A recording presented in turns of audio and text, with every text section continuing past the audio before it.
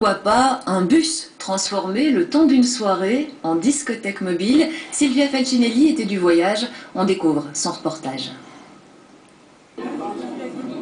Où est le bus? Où est le bus, mesdames et messieurs? Nous attendons le bus depuis un petit moment. Où est le bus? I don't know. Le bus, le voilà, ils en ont entendu parler grâce à Facebook ou via des amis et ils vont y passer la nuit. Bah, je trouve ça vachement original. Et puis, il y a une belle ambiance. On va se balader dans Bruxelles, c'est cool. C'est la fête, mec! Là, on se dirige vers Place Moulard pour les feux d'artifice. Et ensuite, on passe par beaucoup de boîtes pour tous rentrer dedans pratiquement pendant une demi-heure. Et ensuite passer d'une soirée à l'autre. Premier arrêt à minuit pour le feu d'artifice.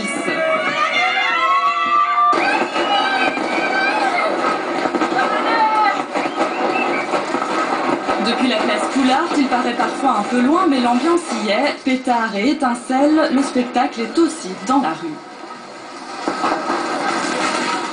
Ouais, j'ai un peu peur, quoi. Je me dis, il y a des talibans dans l'entourage, là. Oui, on rentre dans le bus. On peut acheter des pétards, comme ça, dans la rue, comme ça, mais c'est vraiment... Dans le bus, on est plus sûr, hein, parce que là, c'est un peu trop dangereux pour nous, quoi.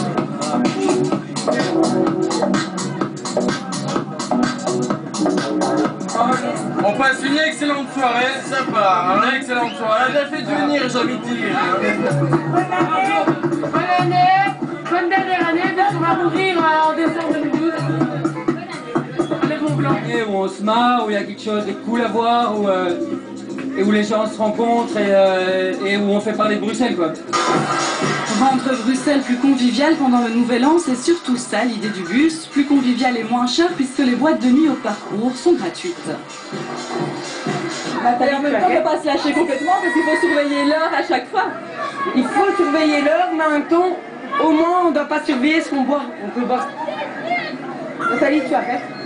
Pour terminer cette première nuit de 2012, une première bonne résolution. Attention, il faudra s'en souvenir au bout de la Oubliez nuit. le négatif de 2011 et pensez au positif pour le 2012.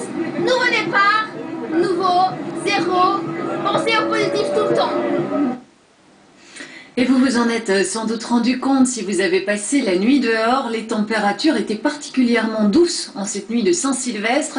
10,4 degrés pour ce qui est de la température minimum. Il s'agit tout simplement de la nuit de Nouvel An la plus chaude depuis 1883.